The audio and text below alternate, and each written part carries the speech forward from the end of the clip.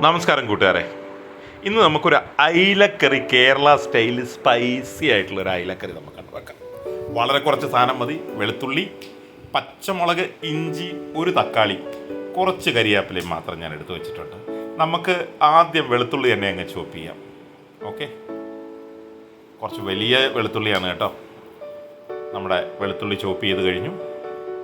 ഇനി നമുക്ക് ഇഞ്ചി എടുക്കാം. ചെറുതായിട്ട് നമുക്കൊന്ന് ചോപ്പ് ചെയ്യാം. ഓക്കെ,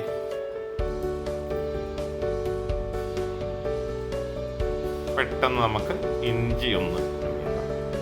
അയിലക്കറി പൊതുവെ എല്ലാവർക്കും വളരെ ഇഷ്ടമുള്ളതാണ്. മീൻകറി എന്ന് പറഞ്ഞാൽ ഒട്ടും കാലും ആൾക്കാർക്ക് ഇഷ്ടമാണ്.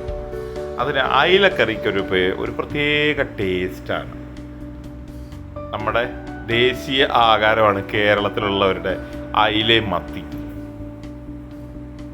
എക്സലൻ്റ് ആണ്. വലിയ മെമ്മറികളുള്ളതാണ് അയിലയും. ഇതൊക്കെ വലിയ മത്തികളാണ്. നമ്മൾ ചോപ്പ് ചെയ്തെടുത്തിട്ടുണ്ട്. പണ്ട് ചെറിയ മത്തികളായിരുന്നു. ഇനി നമുക്കൊരു തക്കാളിയും കൂടെ നമുക്കിങ്ങ് ചെറുതായിട്ട് കട്ട് ചെയ്തെടുക്കാം.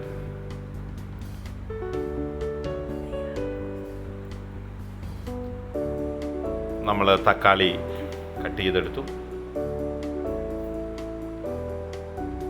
പച്ചമുളക് എടുത്തിരുന്നുണ്ടായിരുന്നു. ഇതിനകത്ത് വളരെ കുറച്ചുണ്ട്. മുളക് പൊടി, മല്ലിപ്പൊടി, ഉപ്പ്, നമ്മളുടെ മഞ്ഞൾപ്പൊടി, ഉലുവാപ്പൊടി, കായം, കൊടംപുളി. എണ്ണ നമ്മുടെ ചൂടായിട്ടുണ്ട് കേട്ടോ. ഇനി നമുക്ക് അല്പം കടുകിടാം.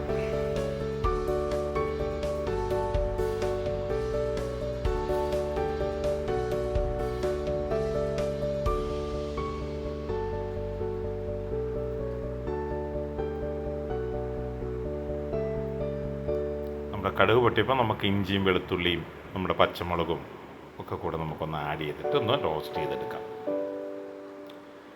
ഇനിയിപ്പം ഇതിനകത്ത് ഇനിയും എരിവ് വേണമെങ്കിൽ ഇപ്പം നമുക്ക് വേണമെങ്കിൽ വത്തലമുളക്, നമുക്ക് ചുമന്ന മുളകും കൂടെ ആഡ് ചെയ്യാം.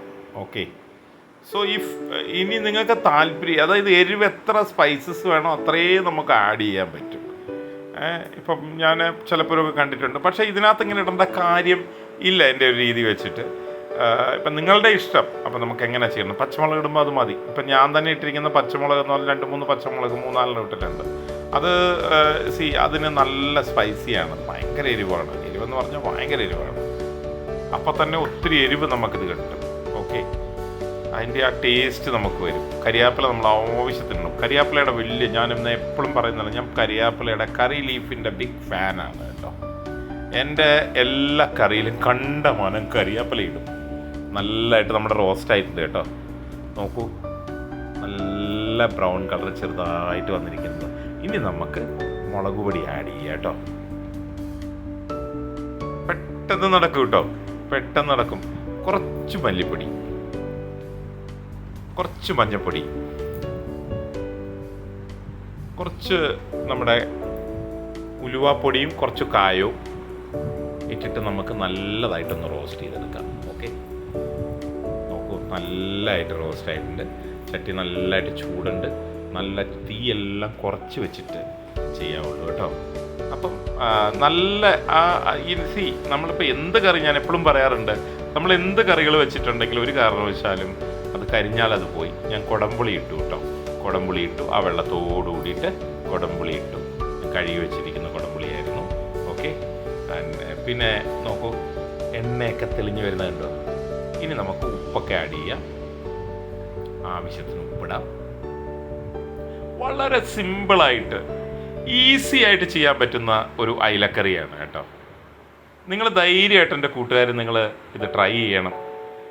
പിന്നെ പ്രധാനപ്പെട്ടൊരു കാര്യം, നിങ്ങൾ ഉറപ്പായിട്ടും എൻ്റെ ചാനൽ സബ്സ്ക്രൈബ് ചെയ്യണം, ലൈക്ക് ചെയ്യണം, ഷെയർ ചെയ്യണം.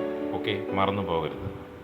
ആൻഡ് പിന്നെ എന്തെങ്കിലും കമൻസ്, നിങ്ങൾ എനിക്ക് എന്തെങ്കിലും കുറവ്, ഇപ്പം നമ്മൾ ചെയ്യുന്നതിനകത്ത് ഒത്തിരി കുറവുകളുണ്ടായിരിക്കും. അതൊക്കെ എന്തെങ്കിലും നിങ്ങൾ എൻ്റെ സജഷൻസ് ഉണ്ടായിരിക്കണം, നിങ്ങൾ മെൻഷൻ ചെയ്യണം. അതിനകത്ത് നമ്മൾ വെള്ളം ഒഴിച്ചു ആവശ്യത്തിന്. ഇനി ഇത് നമുക്ക് നല്ലതായിട്ടൊന്ന് തിളപ്പിക്കാം.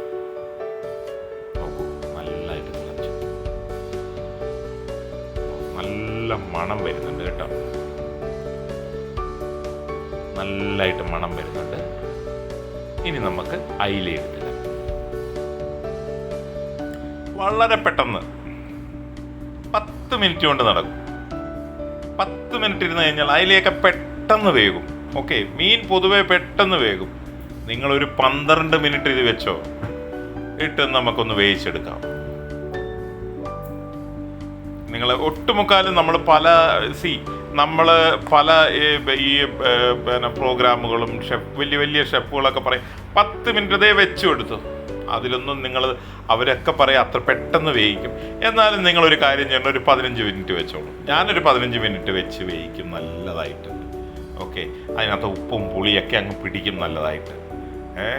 എന്നിട്ട് ഇത് നമ്മളത് ശരിക്കൊന്ന് ഒന്ന് ചൂട് ഒന്ന് മാറാൻ വേണ്ടിയിട്ട് നമ്മളൊരു ഫാനിൻ്റെ ചുവട്ടിൽ എവിടെയെങ്കിലും വെച്ച് കഴിഞ്ഞിട്ടുണ്ടെങ്കിൽ അത് പെട്ടെന്ന് തന്നെ പെട്ടെന്ന് തന്നെ നമുക്ക് ഇത് ടെമ്പറേച്ചർ ഇപ്പോൾ ഇന്നത്തൊക്കെ എന്ന് പറഞ്ഞ ആൾക്കാരെല്ലാം AC ഒക്കെ ഉപയോഗിക്കുന്നുണ്ട്, ഈസി ആയിട്ട് തന്നെ തണുത്ത് കിട്ടും. ഓക്കെ, ഇനി നമുക്ക് തക്കാളി ഞാൻ ആദ്യം കട്ട് ചെയ്ത് വെച്ചിട്ടുണ്ടായിരുന്നല്ലോ, ആ തക്കാളിയും കൂടെ നമുക്ക് മുകളിലേക്ക് ഇടാം.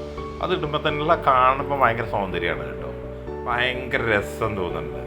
വാ നോക്കൂ, നല്ല ടേസ്റ്റ് അതിനകത്ത് വരും. ഓക്കെ, ആ രുചി എന്ന് പറഞ്ഞു കഴിഞ്ഞിട്ടുണ്ടെങ്കിൽ ആ തക്കാളിയുടെ ആ ഫ്ലേവറും ആ കൊടംപുളിയുടെ ആ ഇതും കൂടെ ഇറങ്ങിയിട്ട് ഉപ്പും ഇതൊക്കെ ഭയങ്കര ടേസ്റ്റാണ്. കുറച്ച് കറി ലീഫും കൂടെ ഞാൻ ആഡ് ചെയ്യുന്നുണ്ട്.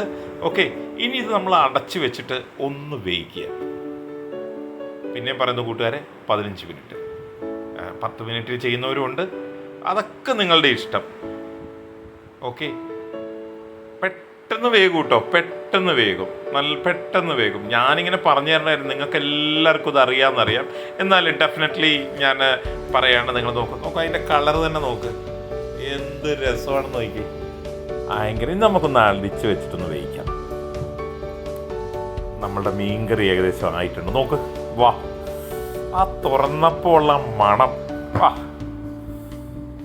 അയ്യോ എന്തൊരു മണമാണെന്നറിയോ, ഭയങ്കര മണമാണ്, നല്ല രസകരമായിട്ട്. നമുക്ക് ഈ സാധനം ചോറിൻ്റെ കൂടെയും കപ്പയുടെ കൂടെയും ഒക്കെ നമുക്ക് കഴിക്കാൻ പറ്റുന്നൊരു സാധനമാണ് കേട്ടോ. എന്തിൻ്റെ കൂടെയും കഴിക്കാം, ചപ്പാത്തിയുടെ കൂടെയോ റൊട്ടിയുടെ പുട്ടിൻ്റെ വട്ടവർ നിങ്ങൾക്ക് എന്ത് കൺവീനിയൻ്റ് ആണെങ്കിലും നമുക്ക് കഴിക്കാം. കുറച്ച് വെളിച്ചെണ്ണയും കൂടെ നമുക്ക് ഇതിനകത്ത് ആഡ് ചെയ്യാം. ഓക്കെ കൂട്ടുകാരെ, നിങ്ങൾ മറക്കരുത് എൻ്റെ ചാനൽ സബ്സ്ക്രൈബ് ചെയ്യണം, ലൈക്ക് ചെയ്യണം.